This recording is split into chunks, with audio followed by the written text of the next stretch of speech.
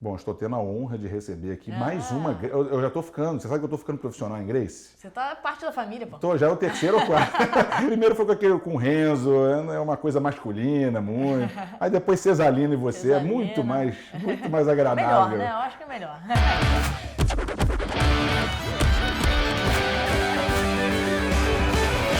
Mas que família grande, hein, que vocês têm. Não, Meu Deus olha do só, céu. eu fico brincando que o meu bisavô teve 21 filhos. Nossa Senhora, 21 Então, filhos. 21 filhos. Dos 21, todos eles tiveram, sei lá, mais 12, 10. Então, assim, minha família é que nem hamster, tá em todo lugar do mundo. Já viu o hamster quando nasce? Claro, claro. Você fala assim, pelo amor de Deus, para de nascer, o que vai acontecer? Dizem que rato, barata, quando acabar o mundo, ficam todos eles. É isso, é a família Grace, cara. Onde eu vou no mundo, tem um primo. Às vezes eu tô no meio da rua, sei lá, na Espanha. Tô lá, oi, tudo bem? Sou sua prima. Eu falo, caraca, calma aí. É assim, Sério? O mais engraçado é que quando eu comecei a história com o Renzo, eu falei isso pra ele. Eu falei, a família Coimbra, é muito conhecida no futebol, não só por causa do meu pai, meus tios. Meu tio Edu foi o maior jogador da história do América. O meu padrinho Antunes foi artilheiro de Fluminense, América. Meu tio Nando. Nós tentamos jogar também, todos jogam bem, mas ninguém seguiu a carreira porque, né, a comparação era braba. E quando eu vou analisar os Gracies, a gente até se perde, porque a gente não, quando o cara fala assim, o Hélio, o Carlson, o Robson, o Rickson, e é muito campeão, é muita gente, Sim. né? É um legado absurdo, né, cara, que a família deixou. Isso ficou, assim, muito, muito feliz de fazer parte, tenho muito orgulho da história da minha família, né? Porque hoje eu estudo muito a história de cada um, e eu sou da 4ª geração, né? Eu tenho minhas filhas que são da 5ª geração, mas a gente está há 4 gerações, quase 100 anos, formando campeões em todas as gerações. Né? 4 gerações já. 4 gerações. Então a gente começa a nossa história de luta mais ou menos em 1916. Cara, eu vi isso, 1914, 16. Por aí, 14, 16. Não tem exatamente isso, né? Porque na época não surreal. tinha tanto jornal, essas coisas para organizar. É surreal pensar que em 1916 o cara tava jiu-jitsu. Não, e quando o meu bisavô, quando ele se apaixonou pelo jiu-jitsu, foi o seguinte, ele era um garoto que, com 16 anos, que o pai já estava desesperado, porque ele era totalmente bagunceiro, arruaceiro. E o pai falou, meu Deus do céu, o que eu faço com essa criança, cara? E aí ele viu um campeão japonês que veio pro Brasil, chamado Konde Koma, né? Mitsui Maeda, era conhecido como Konde Koma, que foi o homem das 1000 lutas. Ele saiu do Japão, viajando o mundo... Japão é com a gente mesmo. Né? Japão sabe tudo, né? Então, ele saiu do Japão para difundir o jiu-jitsu pelo mundo. E aí começou a lutar e desafiar outras pessoas. Então, ele é um homem das 1000 lutas, invencível. E aí ele foi, o pai do meu bisavô tinha um circo em Belém do Pará, que na época Belém estava bombando por conta da borracha e tudo. E aí ele foi e se apresentou nesse circo do meu tataravô, né? E aí meu bisavô viu e falou, caraca, eu tenho que fazer isso. Como é que ele consegue jogar os caras, não sei o quê? Aí se matriculou na academia que ele tinha na cidade. Que coisa incrível. E a partir disso ele mudou totalmente o estilo de vida, não só a maneira de fazer exercício, mas a maneira de se alimentar, de tratar as pessoas. E aí ele falou, caramba, eu tenho uma joia na mão e é isso que eu quero fazer pra minha vida. E no Rio de Janeiro, eu tô com 41, desde o início dos anos 80 eu lembro do nome Grace, em tudo que é lugar. Academia Grace. Tinha aquela fama também, alguns que vai arrumar confusão não sei aonde. A gente teve uma década de 90 difícil, né, pro jiu-jitsu. Né, meio... Uma galera que saía ainda na noite, isso foi até... É muito doido, né, porque, assim, hoje eu abri minha academia de jiu-jitsu, tem 1 ano mais ou menos, aqui na Barra da Tijuca, e assim, os pais dos meus alunos viveram a década de 90.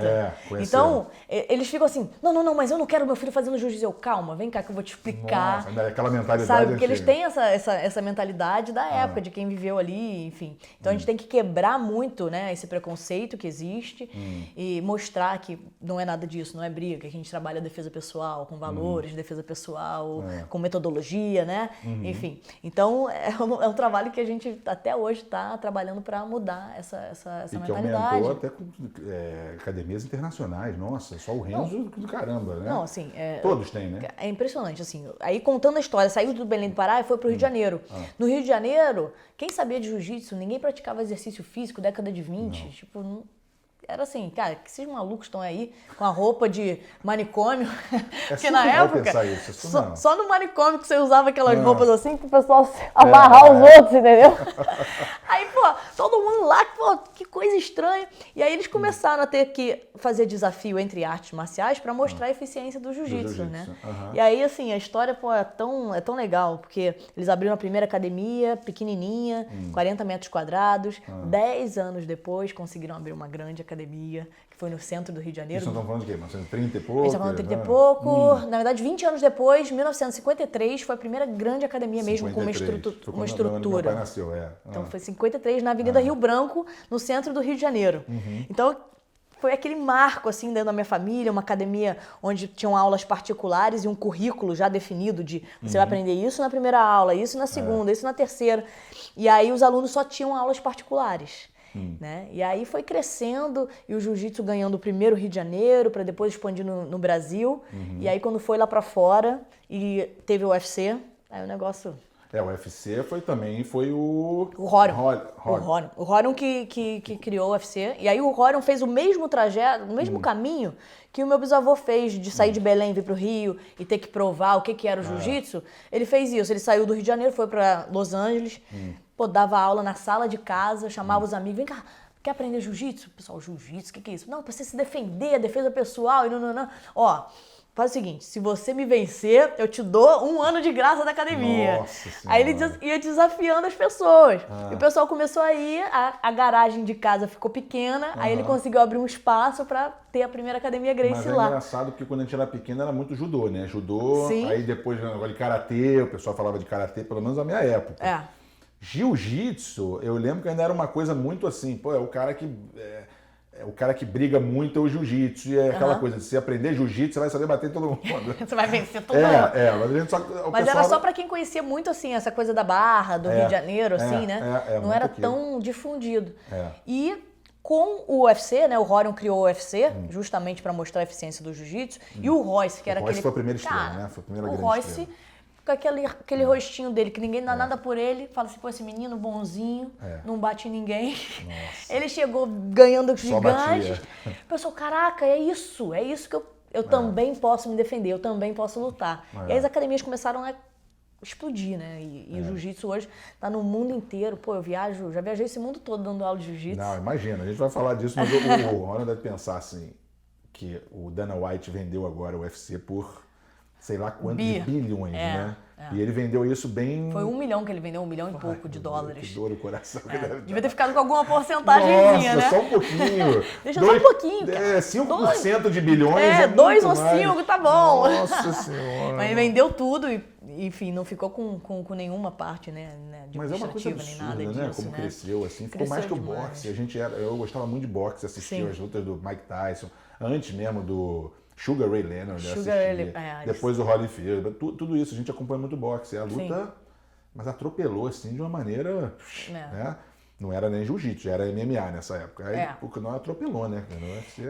Eu acho que o legal, principalmente para o Brasil, porque que teve essa expansão tão grande, foi porque nós temos vários campeões aqui dentro, né? É um celeiro aqui no Brasil. Então, o brasileiro quer torcer pelo brasileiro. E aí, no boxe, não tivemos tantos campeões no boxe, assim, pra gente acordar de madrugada. Era mais assim, o Mike Tyson.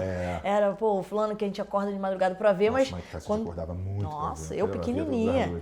Eu pequenininha, lá em casa, vambora, levanta, como é que tá, se vai lutar. E hoje eu tenho assinatura do combate pra ver a luta, cara. Pois é. Luta de UFC. Impressionante. Exatamente. Boxe a gente nem, né? É o Floyd e tal, e o outro lá, mas assim... tem umas lutas emblemáticas ainda, né? No boxe, tem. umas lutas legais, mas realmente o MMA mexe mais, assim, eu acho, com o coração do brasileiro. Eu falei que a gente tinha pressão aqui do lado de família, e você sendo mulher... Gracie, o que deu em você? Com esse rostinho bonito, o que você foi fazer lá, lutando? A Cesalina contou que ela tentou fazer, mas ela sentia muita pressão, porque eu, no meu caso, era assim, né? Vou cruzar uma bola, bater uma falta. Tô filhozinho, vou bater. Aí você batia pra fora, os caras gritavam, você mora com ele, não aprendeu ainda? Aquele bando de absurdo que eu ouvia. Então eu já filho dele, tem que bater melhor que ele, como é que pode, né? Então, assim, Gracie, você imagina, com tantos irmãos assim que ganharam, como é que era, tua criação, assim, no meio de um monte de homem, todo mundo lutando, e você fala assim, eu vou lutar também. O que eles pensaram? Pô. Pois é, então, vamos lá. Foi bem complicado o meu começo no jiu-jitsu, porque, enfim, eu já estava ali 4 gerações com vários campeões, os meus primos, meus tios. Só que eu vivia nos campeonatos de jiu-jitsu. Então, no meu fim de semana, minha mãe fazia o quê? Me levava pro campeonato. Então, eu passava o fim de semana inteiro assistindo o campeonato. E eu achava muito maneiro. Eu falava, caraca, olha só, eles levando medalha pra casa, troféu. Pô, será que deve ser muito boa essa sensação, né? E a torcida gritando, e aquilo já mexia comigo. Eu pequenininha, eu me lembro de uns 8, 9 anos. Só que eu não tinha nenhuma referência, né? Porque não tinham mulheres na época. Então. Então eram os homens. Eu achava que era coisa pra homem. Eu me lembro que uma vez eu tinha um quarto, que era do meu tio. Ele saiu desse quarto, foi para um outro quarto, eu peguei o quarto dele. Ele tinha um negócio de jiu-jitsu. Eu falei, mãe, tira esse jiu-jitsu daqui, porque vão achar que é quarto de menino. Porque tudo que porque você devia ter uma vida alternativa que também, assim, tipo, eu queria fazia fazer isso aqui. Eu fazia balé e achava que jiu-jitsu era coisa de menino por não ter uma referência. Até que minha mãe resolveu lutar. Aí ela falou, vou me matricular, vou entrar na academia e vou lutar. Aí ela fez um pouquinho e a minha mãe levava super jeito, assim. E aí eu falei, caramba, eu também posso lutar. Se minha mãe luta, eu vou lutar. Claro. E aí eu entrei no tatame, me apaixonei, comecei a competir. Com 11 anos já competia quase todos os fins de semana, né? E aí minha mãe teve que parar, porque meus tios falaram assim, deixa pra gente, isso aí não é pra mulher. E aí minha mãe ficou numa situação querendo competir. Que idade ela tinha aí, mais ou menos? A minha mãe já tinha uns 20... Minha mãe me teve bem nova, eu tinha 11, ela tinha uns 30 anos. Porque eu reparo que, assim, alguns vão até 40, né, cara, lutando. Sim. Futebol, você vê que o futebol ainda é menos, assim, o cara com 34, 5, talvez seja porque é muito tempo de estrada também, é muito mais jogo, né, do que luta. Luta assim, o cara luta às vezes 3, 5 no ano e tal. A gente joga todo dia, toda semana, 3 vezes. Exatamente. Então o cara chega o joelho, tudo já tá ferrado, né? Mas eu vejo que os caras aguentam bem, né? Até 40 e pouco, né? E hoje com a medicina assim avançando, né? Você consegue ter uma longevidade maior no esporte. Lutam nesse, como é que é o nome do outro evento que começou a chamar o Sony, todo mundo para lutar, o Vanderlei Bellator. Tá crescendo muito esse evento. Uma galera veterana, né? Todo mundo que tá lá, né? Isso é legal, porque aí dá oportunidade também, porque chega no UFC, né? Eles têm os meninos muito novos, que aí você tem que estar lutando pelo ranking. Às vezes, o cara que fez uma história linda tem que lutar com um cara de 18 anos, 20, que tá com aquela fome. Então, é difícil você se manter no topo. Mas quando você faz... O Bellator, ele faz lutas casadas, com mais ou menos pessoal da mesma idade, né? Bem legal. Assim, mais equilibrado. Tipo um master, um sênior tipo da luta. Mas conta, a tua mãe aí, ela resolveu parar. Minha mãe teve que parar. E eu perguntei pra minha mãe, eu tenho que parar também? Né? Porque eu sou mulher, né? Então, e aí? Aí ela falou, não, minha filha, pode continuar. E na época, por acaso, né, eu cresci na casa com meus tios todos, então era uma casa com tatame no 3º andar e toda hora tinha uns amigos, os primos, e até quando tinha desafio era feito lá em casa. Nossa. Então assim, aí fulano vem aí testar. Como assim testar? Vem o fulano aqui, brigou com o fulano, aí eles vão se resolver. Tá bom, e eu assistia tudo isso. Meu Deus do céu. Entendeu? Mas é engraçado, a semelhança é bem... Então eu assistia, eu sentava ali e ficava vendo. E, depois acabava, tá, beleza, obrigada, você foi melhor que eu, então, valeu, parabéns. E acabava aquela situação. Você adorava aquilo. Pô, interessante, né? Gostei. E aí, por acaso, nessa época, os meus tios foram morar, cada um num lugar do mundo. Eu fiquei na casa com a minha mãe e com a minha avó. Então, eles meio que deixaram porque eles acharam que era coisa de criança. A Kira tem 10, 11 anos, daqui a pouco a gente conversa com ela, daqui a pouco ela deixa pra lá, né?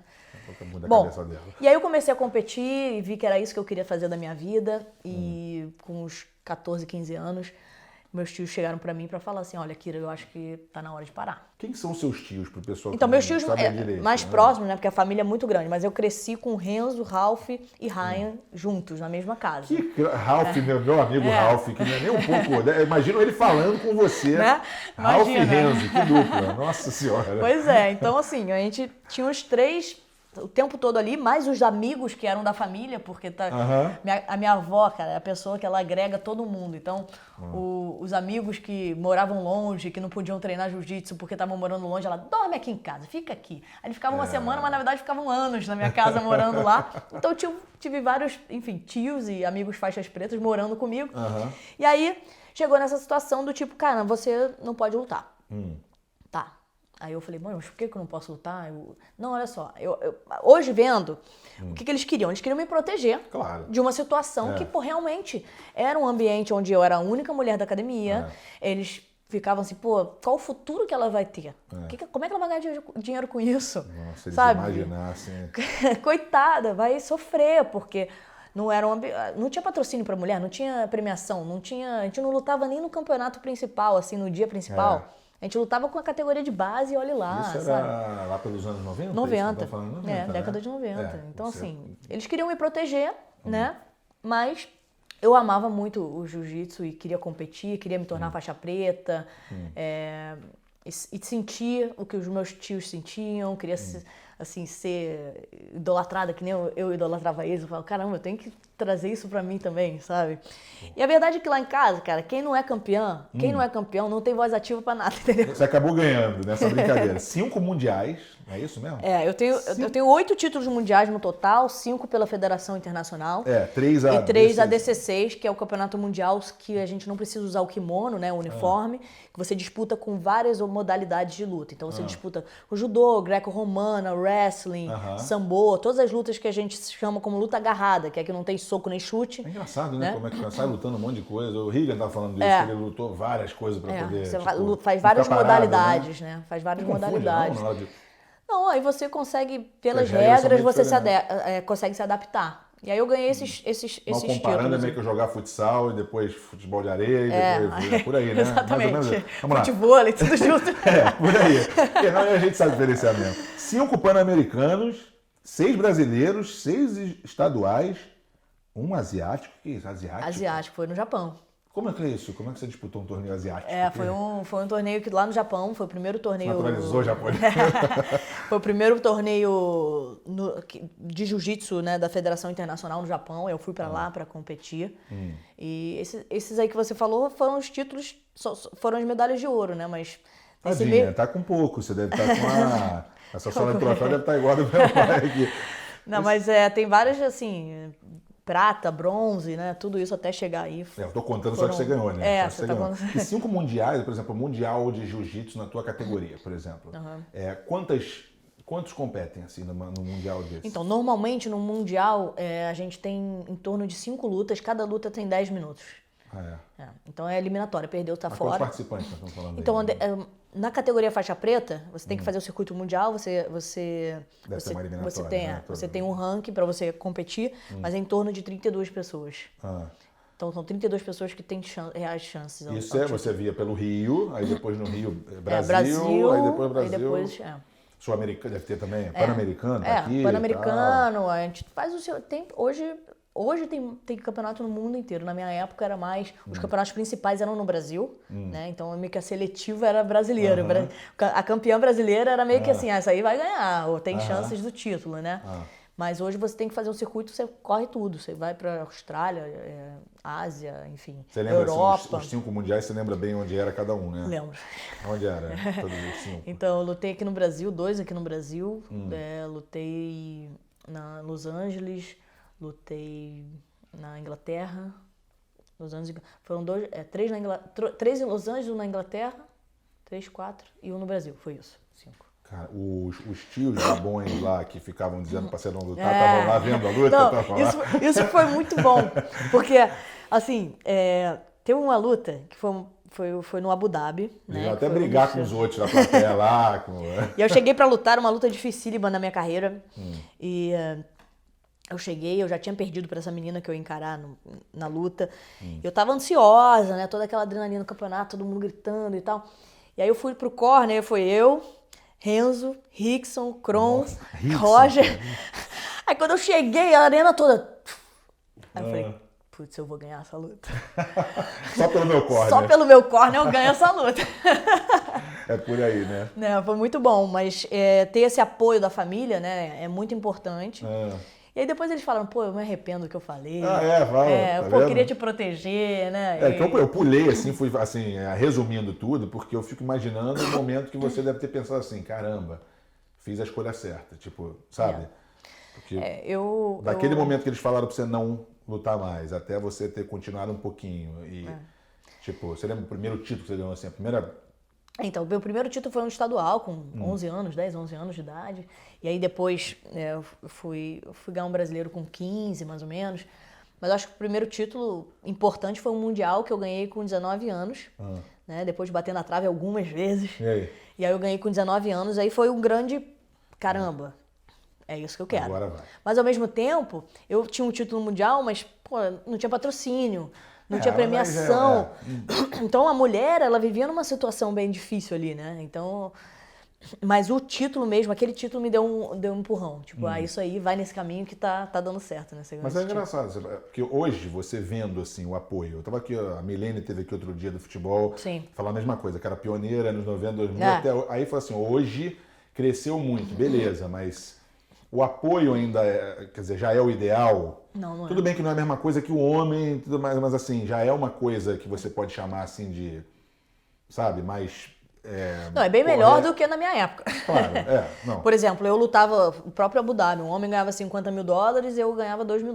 A Federação Internacional colocou pelo primeiro ano, esse ano, 2019, a mesma premiação entre homens e mulheres, mas eles têm eventos especiais só para os homens com uma premiação muito maior. Sim. Então as mulheres ainda não foram inseridas nessa questão. Mas é uma luta que a gente tem que estar. Não tem jeito, tem tempo, claro, né? Cada uma tem um fazendo... histórico todo, tem uma visibilidade maior. Visibilidade maior. Então, assim, cada uma trabalhando um pouquinho para poder melhorar isso. Mas deve ser legal para você ver, assim, por exemplo, luta no UFC. Às vezes, luta principal, main event, são duas mulheres, isso é incrível, porque quando eu comecei, eu lembro que eu tinha vontade de lutar MMA, acabou que por conta do destino não lutei, mas eu falava assim, pô, mas eu vou lutar UFC. Tá louca, garota, não vai lutar nada, nunca vão botar mulher, sabe? Falavam isso, nunca vão botar mulher, é impossível, uma mulher não vai conseguir, enfim. Então... Mas é que o jiu-jitsu, a coisa que a gente ainda analisa assim, a orelha de repente arrancada. A minha orelha não é, hein? Não, você não, você é uma exceção, né? Você é uma exceção. Agora o UFC, a cara já fica um pouquinho mais... Porque as pancadas são... Foi até bom que eu não fiz. Pô. Que caramba, tenho amigas e amigos também, né? Que começam a ficar com a... inchado aqui e não volta, né? Porque tanto impacto ali o tempo todo que começa a ficar meio... E às vezes muitas delas tomam alguma coisa, isso que é ruim, né? Que acaba e as meninas ficam... Corpo de homem. Corpo de homem, né? É complicado. Tem umas ali que tem aquele estereótipo exato da lutadora, né? Aí perde um pouco da... Que você sempre foi aquela coisa da... Que você falou que nunca perdeu a coisa de ser feminina. Eu ia lutar de salto. Assim, então, é isso que eu ia falar. Você, nesses mundiais todos, você já botava maquiagem? Eu botava. Só faltava isso. O que aconteceu? Eu queria trazer um pouco da atenção pra mim, né? Então eu falo, como é que eu posso, sei lá, trazer e mostrar que a mulher existe nesse meio? E aí eu pintei o kimono de rosa uma vez, aí fui... É isso que eu ia falar, do kimono rosa também. Eu falei do maquiagem. E aí eu maquiava e botava a unha rosa. É sério mesmo? Você lutava de maquiagem? Eu lutava de maquiagem. Era básico, assim, mas elas não. E aí eu ia lutar com a menina, era assim. Elas olhavam assim, que essa patricinha maquiada aí? Nossa. Já era. Vou ganhar dela fácil. Elas chegavam, era muito engraçado, porque eu ia lutar, né? Eu chegava com um saltinho assim, aí tirava o salto e entrava no tatame. Minha mãe me botava as xuxinhas e tal. Inacreditável. E aí as meninas olhavam pra mim e ficavam assim, batendo no rosto, sabe? Pra provocar, tipo... tipo, agora. Aí eu... Caramba. Vou tirar o teu batom. Vou tirar o seu batom. Você vai ver que isso aqui não é lugar pra Patricinha, não. E aquilo foi bom pra um teste psicológico, porque dá aquela adrenalina. Tipo, caraca, pô, tá batendo na cara, imagina em mim. Nossa Senhora. Mas foi interessante essa evolução aí dentro. E o kimono da mulher, pra você trazer uma coisa diferente assim, você pensou em algo, né? Que, eu vou mudar isso daqui pra ver se tem uma cara de mulher. Foi isso, porque eu vivendo no mundo do jiu-jitsu, eu queria, por exemplo, ter uma blusa de jiu-jitsu. Eu queria ter um kimono legal e era tudo pros homens. Então eu não fazia uma blusa maneira. E eu queria me vestir de jiu-jitsu, né? E não podia. Falei, cara, como é que eu posso, sei lá, trazer isso? Aí mandei pra tinturaria o meu kimono. Aí mandei, ficou meio estranho, né? Ficou aquele rosa meio... Aí eu botei toda feliz, fui pro treino. Aí o professor olhou e falou assim, Kira, que é isso, cara? Tá maluca, sai daqui. Bota outro kimono, tira isso. Tipo assim, baixinho, né? Tipo, Kira, você vai fazer isso? Não, isso aqui é lugar pra pôr. Um lugar desse aqui não pode botar um kimono. Vamos ver o rosa aqui, vamos ver o rosa, vamos falar que academia é essa. Mas aí foi bem legal, porque outras mulheres começaram a a se inspirar nisso. Pô, eu também posso lutar, pô, gostei do kimono rosa. E aí, pô, é muito bacana que hoje eu vejo várias artes marciais usando o kimono rosa, sabe? Ah, que legal. E as menininhas que começam jiu-jitsu, pequenininhas. É um legado que você deixou. Pô, as pequenininhas já vem assim, eu só luto se for de kimono rosa. Eu falo, então tá bom, vamos lutar. Muito maneiro isso. É muito bom. Falando em, como é que fala, em pequenininho, você largou, você estava de comentarista, né, há pouco tempo atrás, e você largou porque você queria realizar seu sonho de montar. Tô errado? Não, tá não, certo, é isso né? mesmo. É isso Eu mesmo. trabalhei durante 6 anos na Globo, né, como comentarista, apresentei alguns programas também. E eu comecei a perceber que, na verdade, a minha maior paixão é ensinar jiu-jitsu. E aí eu tava com tanta demanda na televisão que tava me afastando do que me fazia realmente feliz, né, de botar o kimono e dar aula. E aí eu resolvi abrir... Você já tinha essa cabeça, assim, tipo, quando você estava lutando, você vou abrir uma academia um dia? Já sempre pensou? É um caminho natural da minha família, né? Tá. A gente luta todo mundo, é verdade. e todo mundo sonha em ter a sua própria academia e Sim. isso não foi diferente comigo. E aí eu tenho 2 filhas pequenas e comecei a visitar as academias no Rio de Janeiro, revisitar, porque eu frequentei as academias durante muitos anos, quando eu era competidora. E aí eu falei, caramba, não tem nenhum lugar que eu me identifique hoje para treinar, pelo mero prazer de treinar e de, sabe, não quero me testar para competição, quero treinar para minha evolução mesmo, eu quero evoluir, e para as minhas filhas aprenderem o jiu-jitsu como filosofia de vida, sabe, com valores. E aí eu falei, pô, vou abrir um espaço então. E aí estudei, né, tudo sobre metodologia infantil, trouxe psicólogos, pedagogos, educadores físicos que me ajudaram a montar uma metodologia realmente organizada e tudo inspirado na academia da década de 50, que foi essa academia estruturada da família Gracie. Então, falei, pô, tem que ter um lugar bacana, cheiroso, ético, onde as pessoas As meninas possam se pintar. Onde as meninas possam se pintar. Aliás, o meu banheiro, o banheiro da minha academia tem luz especial, entendeu? Tô falando aqui de brincadeira, tá vendo? Certeza. Tem luz especial, porque eu ficava agoniada. Eu ia treinar, não podia sair para um jantar ou para um lugar nenhum, porque, pô, a luz eu não conseguia botar uma base, não conseguia ajeitar meu cabelo. É mesmo? Aí eu falei, pô, vou fazer um banheiro maneiro para as mulheres que quiserem treinar. Não, pra mulher deve sofrer o seguinte, só parênteses, eu fui na academia do Renzo lá na Vaca agora, e eu desci naquele andar lá de baixo, onde todo mundo tá lutando, o cheiro... Pois é. Muito homem junto, lutando. Muito homem junto. Puta, eu quase passei e falei, tchau, não aguento. Não, na minha academia não tem esse cheiro, melhor não. Ter um monte de mulher aqui lutando, é melhor pra mim. Eu fiz aromaterapia. Eu falei, Nossa gente, Senhora. eu tenho que ter um ambiente onde a família se sinta bem. Porque, imagina, você vai lá pra treinar, ou então a sua esposa leva os seus filhos. Ela chega lá, aquele futum, a pessoa não se sente bem, cara. Fala, que é isso? Vou sair daqui. Você piorou a palavra. Eu quis ser educado, delicado, mas não deu. Então, eu cheguei e organizei realmente tudo muito estruturado com essa metodologia diferenciada, falando sobre valores. Então a gente tem um horário dentro da aula que a gente conversa sobre bons valores com os nossos alunos, porque o que a gente quer não é, você quer ser um competidor? Sim, mas qual a porcentagem de pessoas que vão seguir nessa carreira, sabe? Pouquíssimos. O que eu quero é que eles absorvam mesmo, sabe? Persistência, coragem, sabe? Saber se defender, olhar no olho para falar com as pessoas e nunca usar o jiu-jitsu como vingança, né? Ou para sobressair muito bacana isso, em alguém. É engraçado que isso daí no Brasil é mais forte ainda, porque a gente fala muito isso do futebol, que o futebol... Para garotos de menores de 10, 9, 8 anos, é uma coisa muito social. Sim. O treinador ele tem que ser um educador. Ele é educador, ele tem que entender de psicologia. Lógico. Como é que ele vai chegar e falar, você tem que vencer, você ganhou do cara. Não. Acabou com o psicológico da criança. Pô. Que tinha judô, o judô era um pouquinho assim, né? Sim. Um tempo atrás que tinha nos colégios e tal. Mas a luta realmente é diferente, porque a pessoa tem noção de que o futebol é legal, o vôlei, sei lá, né? Sim. A mulher fazia muito vôlei e tal, lazer, tênis. Mas luta, ninguém imagina isso. E isso você está trazendo uma coisa bem, bem bacana. Meu sobrinho, aliás, Gabriel... Ele vai lá, talento até aí. Gabriel é fogo. Caraca, ele é muito habilidoso. Eu fico vai brincando. Ser futebol, Falou, vai ser jogador, é futuro, hein? Aí outro dia... É um artista, a esposa do seu irmão me falou assim, pô, Kira, tá jogando futebol, tá sem horário. Eu falei, olha só, você não vai tirar ele da minha academia. Aí ela... Quando você chegou, que você já quis pegar meu filho, já pra tirar pra tua academia. Aí eu falei assim... Aí ela, não... Aí eu falei, não, eu arrumo um horário pra ele. É muito importante pro futebol, tem que saber cair, saber dar rolamento, tem que saber base na hora de bater a falta ali, vai fazer aquela barreira, fala sério. Pô, futebol e jiu-jitsu tem tudo a ver. Você vai lá, vai cair, toma uma falta, cai da maneira correta, não machuca o braço, não machuca o ombro. Agora, vai fazer a barreira, um empurrando o outro, tem que ter uma boa base, o cara não vai te empurrar, entendeu? Olha aí. Eu sou bem. É jiu-jitsu e futebol. Se você vender alguma coisa, eu vou chamar você pra você me ajudar. Não, mas é bem legal. A Gracie Core, né? Gracie Core. Tá há quanto tempo já agora? Fiz um ano agora, que fica legal, no Vogue Square, né? Aqui na Barra da Tijuca. Que é bem legal lá, achei Pô, vários é restaurantes muito legais, bacana, porque você sai da academia, você tem vários restaurantes, né? Você consegue ir pro salão, quem quiser, tem médicos, enfim, tem um centro onde você resolve a vida ali, não precisa sair pra nada, então tô muito feliz, assim, com o resultado. Já tá pensando daqui a alguns anos abrir em outro lugar, a gente tá se estruturando. A gente está se estruturando para abrir em outros lugares do Rio, enfim, e começar a expandir o Brasil. Lá na academia você, porque eu estava falando sobre, até foi com a Cesarina, não foi com o Renzo, mas já me confunde tanto sobre a dieta Gracie. Sim.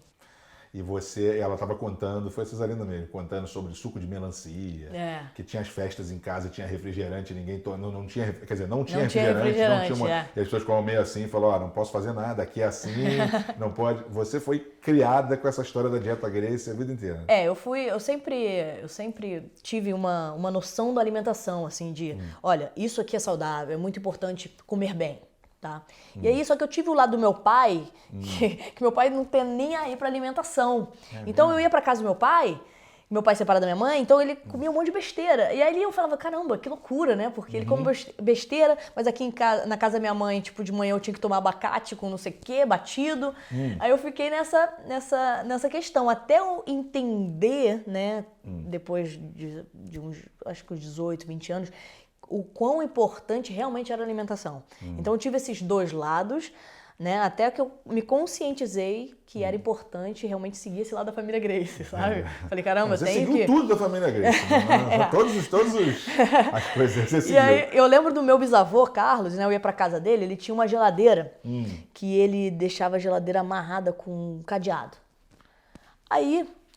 Imagina, a casa tinha uma criança pra caraca, não sei o quê. Aí eu olhava o vovô assim, ele ficava, pai, já tava mais velhinho. É aquela geladeira do vovô, né? E criança quer sempre mexer na coisa que é proibida. Sorvete, aí a gente ficava, e aí, o que será que tem ali dentro? Aí os meninos falam assim, e ali, ó, tem um negócio muito especial, cara. Ele guarda ali, ninguém pode mexer.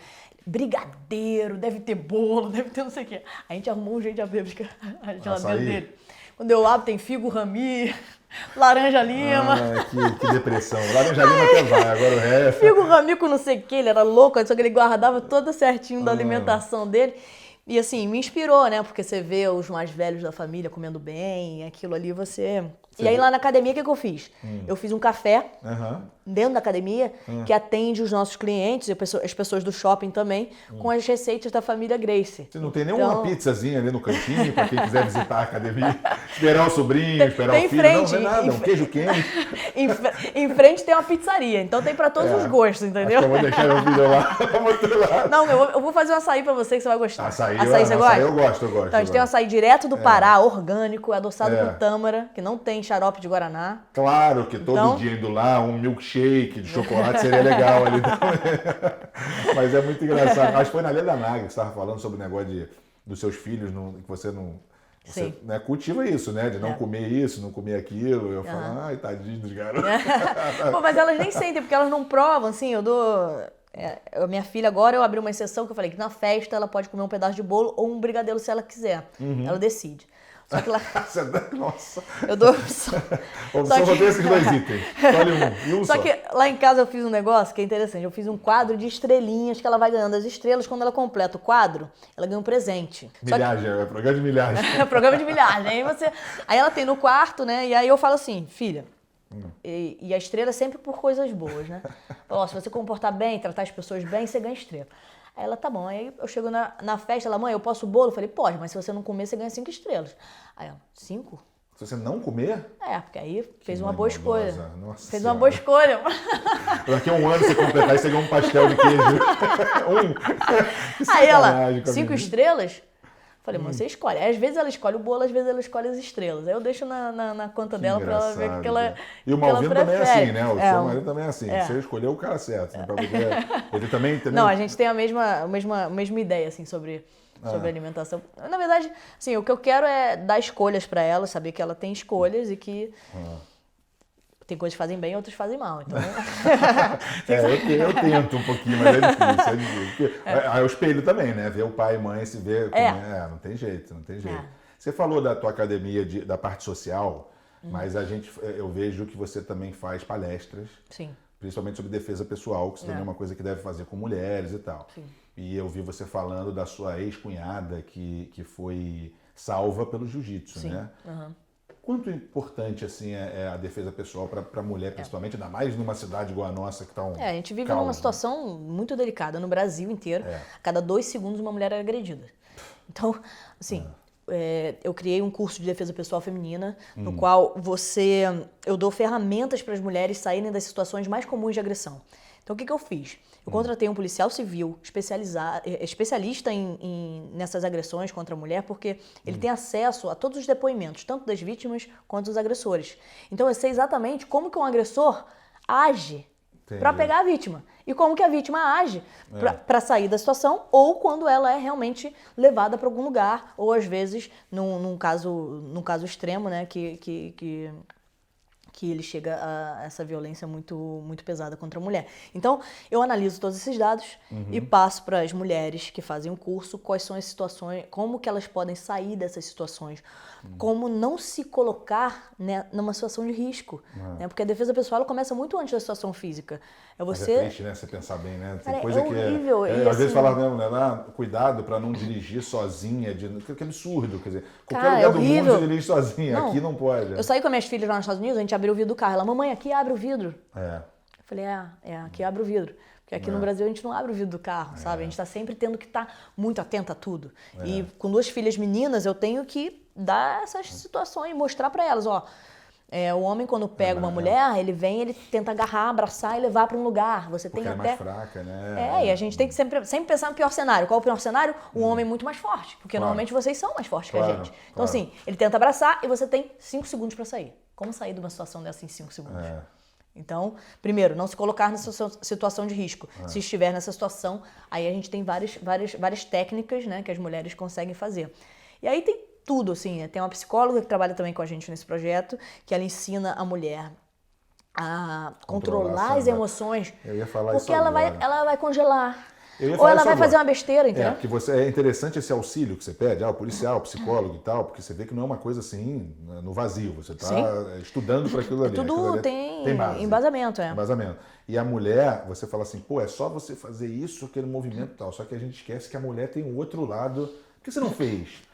Eu não consegui. Aí congelei, não consegui fazer nada. Ou então, fez uma besteira do tipo, a pessoa vem e fala, vem aqui comigo, pega na tua mão, aí você vai dar um soco na cara dele. Nossa. Aí ele fica mais agressivo. Pior. Então, assim, saber agir, como agir e às vezes não agir. Então, é um todo, né, também, que você tem que trabalhar. E, cara, esse curso, a gente faz 2 vezes por ano, de maneira gratuita, né, para as mulheres que não podem pagar. Justamente para dar a nossa contribuição para uma sociedade, para as mulheres, né, não serem mais não entrarem na estatística, mas eu já dei cursos das mulheres chorar, de várias mulheres assim, do nada começaram a chorar. Caramba. Aí eu, poxa, tá, aí eu levei pro canto, né, porque fiquei numa situação, e aí elas falaram assim para mim, poxa, Kira, eu tô muito emocionada porque eu já fui agredida e essas técnicas me livrariam da situação que eu passei, sabe? Então, depois que eu ouvi isso, eu falei, cara, esse tem que ser um dos meus pilares aqui na minha academia e nos cursos que eu dou pelo Brasil, justamente para ajudar realmente essas mulheres. E na situação da sua ex-cunhada, o cara também era... Ele é... Pois é. Ainda, ela né? tem uma situação, cara, bem... Surreal, né? Ela é mãe do meu sobrinho, na verdade. Então, ela tava ali, a sorte que ela nunca fez aula de jiu-jitsu, mas por assistir os eventos, assistir o filho competindo, ela teve uma ideia de defender o pescoço. Então, pelo fato dela defender o pescoço, ela sobreviveu, né? Porque pela situação que foi, né, da maneira que ele agrediu, ela hoje, sem dúvida, não estaria aqui. Eu tava a gente, assim, quando era novo, principalmente depois, mesmo depois que eu parei de jogar, nunca fui rato de academia, nunca gosto de academia, então eu ia muito correr na praia.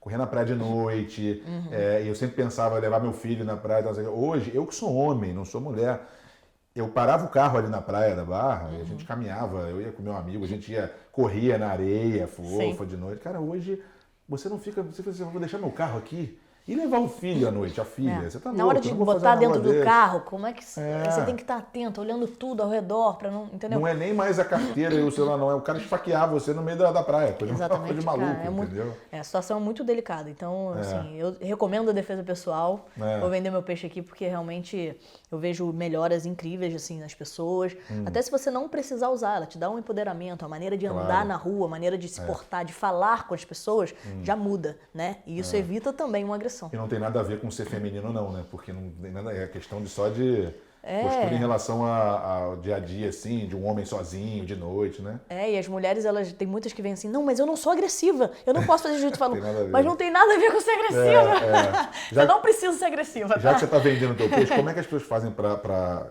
contactar você para fazer esse curso, para trazer isso? Tem um site, né, Gracie Core, Core é K-O-R-E, Gracie, Gracie.com.br, e também tem as minhas redes sociais, né, Kira Gracie, Kira K-Y-R-A, e lá tem todas as informações, né? A gente vai lançar um curso online agora também, em alguns meses.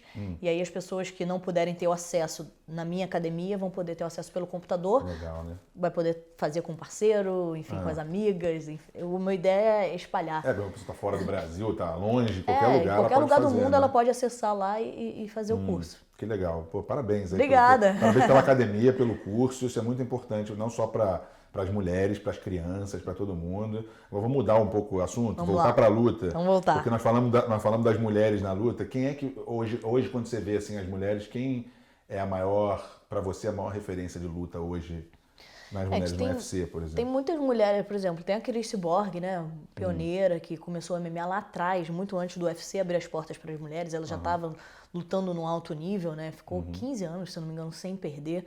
Então ela é uma referência. Tem a Amanda Nunes, que venceu a crise, uma menina que está aí disputando o cinturão, defendendo o cinturão também, uma história muito bonita, né? Saiu, acho que do norte do Brasil, para buscar essa vida de atleta, dificuldade, assim, eu sei da dificuldade, imagina que ela não conhecia ninguém nesse meio, né? Teve que lutar bastante, hoje tá super bem, né? Representando o Brasil. Como a Ronda Rousey, ela tipo assim, quando ela veio, ela era aquela coisa de tipo assim, nossa, é o Mike Tyson da luta feminina, sabe como é que é? De UFC. Que foi uma coisa, né, absurda. Foi um furacão, né? E ganhava rápido, por isso que eu falei do Mike Tyson. Eu não falei da luta, falei de boxe, mas assim, porque o cara, ele entrava, blá, blá, blá, blá, atropelava a pessoa, né? A gente nunca via ela ficar muito tempo ali. E quando ela perdeu, foi pra Home, né? Ela perdeu primeiro, foi pra... Gente... Foi pra Home, né? Que ela perdeu, foi a primeira coisa. Cara, o que aconteceu com a menina? Ela até parou, né? E depois disso ela tentou voltar, né? Perdeu de novo. Aí perdeu de novo. A questão, eu acho que foi muito ali psicológico mesmo, né? Ela estava na crista da onda, fazendo muitas propagandas, muitas coisas. E o UFC... Fazendo filme, fazia tudo. Então, tipo assim, ela chegou lá e lançava livro, fazia isso, fazia aquilo. E o UFC botava ela em várias lutas por ano, então ela chegou a lutar 4 vezes no ano, luta principal. Então, isso você tem que ter um treinamento dali... Chegou um momento que a menina, coitada, estava desgastada de tudo isso, de todos os compromissos. Você acha que foi mais desgaste do que perder foco, não? Eu acho que foi tudo, né? Acho que ela estava sem braço para poder atender todas as demandas que ela estava... que ela tinha, houve o desgaste, e aí entrou o psicológico, do tipo, putz, eu tava ali ganhando e ela gostava de provocar, né? Falava bastante, enfim. E aí quando você cai do cavalo, para você levantar, tem que... É difícil, né? O difícil é você rápida, voltar. Né? Que foi perder uma, e um ano ela perdeu outra, e depois parou. Eu falei, gente, o que aconteceu com essa mulher? Acho que ela pensou assim, cara, já tô com dinheiro, não tô afim de de ter que me provar, né? Tô com outras oportunidades, aí foi pro WWE, né, que é o telecat, né? Além de tudo, muito bonita. Ela é então bonita, não, e assim, independente das derrotas, ela é uma lutadora muito qualificada, com técnica, né? Pô, foi medalhista olímpica, então ela tem uma história muito bonita no esporte. E passando para os homens, como é que você está vendo assim, essa geração nossa que agora... Eu vi o último UFC que a gente teve no Brasil, que foi no mesmo dia. O Aldo, o Anderson e o Minotouro. Sim. Acho que foram 3 ou 4 que perderam no mesmo dia, brasileiros, né? Sim. Que já estão em fim de carreira, assim. Não sei se é fim de carreira ou já saíram do auge. Sim. Como é que você vê essa mudança, assim? Porque mudou muito. O Brasil teve uma época assim que era campeão, todo mundo era campeão, Todo mundo era campeão. Todo mundo era campeão. E de repente deu uma caída, agora está vindo uma outra geração, com o Marreto e tal. Mas como é que você está olhando esse lado do Brasil? Nós tivemos vários campeões durante um tempo, mas é aquela questão também, eles começam a ficar mais velhos, é difícil se manter no topo, né, por tanto tempo, entra uma outra geração. Os Estados Unidos é um país que investe na categoria de base pra caramba, desde a escola, você vai ali, você vai pro wrestling, tem jiu-jitsu, tem... Então, assim, você tem um incentivo muito maior. Aqui no Brasil, salve-se quem puder. Se você tem talento pra caramba e deu a sorte de encontrar um manager ou ter algum patrocinador ali pra te alavancar, você se dá bem. Mas quantos talentos a gente não perde no meio do caminho, né? Mas é que você imagina que esses caras, por estarem tanto tempo no topo, o incentivo e o apoio seria muito maior aqui, né? Porque o UFC virou o segundo esporte. O UFC não, o MMA virou o segundo esporte no Brasil, se você pensar, porque era uma briga. Basquete quando estava bem, o Guga, o tênis quando vem, o vôlei. Mas eu acho que o MMA tomou conta. Teve uma. Tomou conta. Eu não sei como é que tá agora no ranking, eu não sei se Percepção, continua. Mas todo evento aqui é lotado. É lotado. Que isso? Lotado. Mas tá ali entre os. E eu vejo as artes marciais, né? A prática das artes marciais por conta do UFC.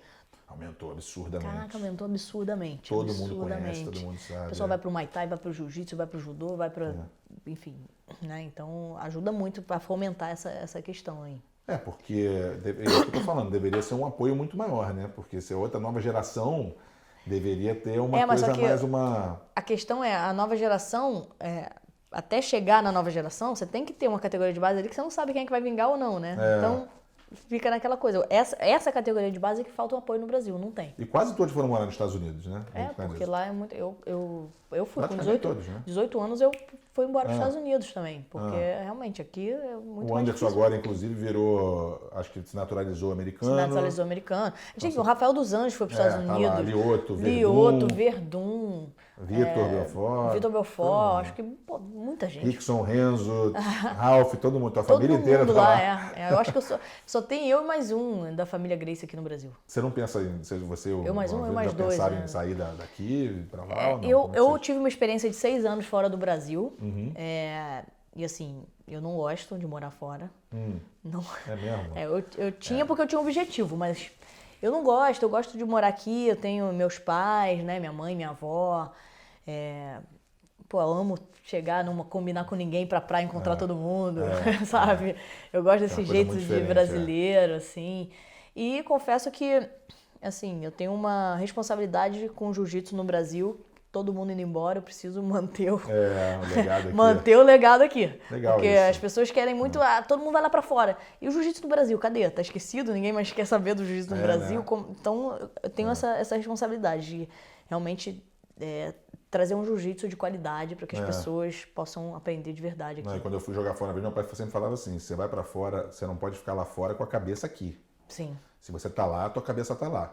Então você também, para ir para lá, para ficar com a cabeça aqui, exatamente. É melhor não ir, né? É melhor não ir. Por mais que, por conta por todas as mazelas que temos aqui, né?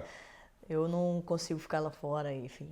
Churrasco de hambúrguer, para mim, é muito difícil. Bom para as crianças aqui, bom para as mulheres daqui. Mas, legal, eu fui ver que você ia casar. Pra mim, você já estava casada com ele. Não, eu já tô casada, eu quero festa. Você já... Eu não entendi. Casamento é só oficial. Na verdade, assim, eu conheci o Malvino, a gente logo depois já teve 2 filhas, né? Pois é, estão há quanto tempo juntos? A gente tá 6 anos. 6 anos. 6 anos. E aí, a gente não brincando conseguiu... de casinha. A gente não conseguiu oficializar realmente. As crianças pequenas. E aí, a gente resolveu realmente fazer uma festa pra ter essa questão, para as crianças...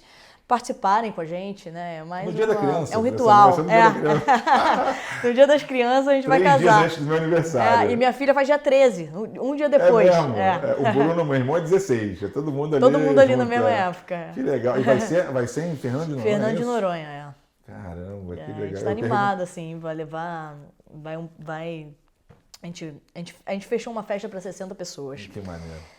Só que tem 200. Você vai ter um problema. E aí foi uma loucura, fiz isso também, cara. eu fui pra Angra, eu fui bem longe pra ter o menos de... Eu falei, não, só vão nossos amigos, as pessoas mais próximas, porque assim, aí a gente vendo a lista, não, tem gente da família que nem deve ir, porque, pô, Noronha, né, longe, mais caro e tal. Caraca, quando a gente foi vendo, todo mundo confirmando. Tá ferrado. Vamos aumentar essa festa. Vou pegar a ilha inteira. Vamos pegar a ilha toda. Bom, sucesso pra você sempre. Obrigada. Que a festa seja um barato lá. Vai ser.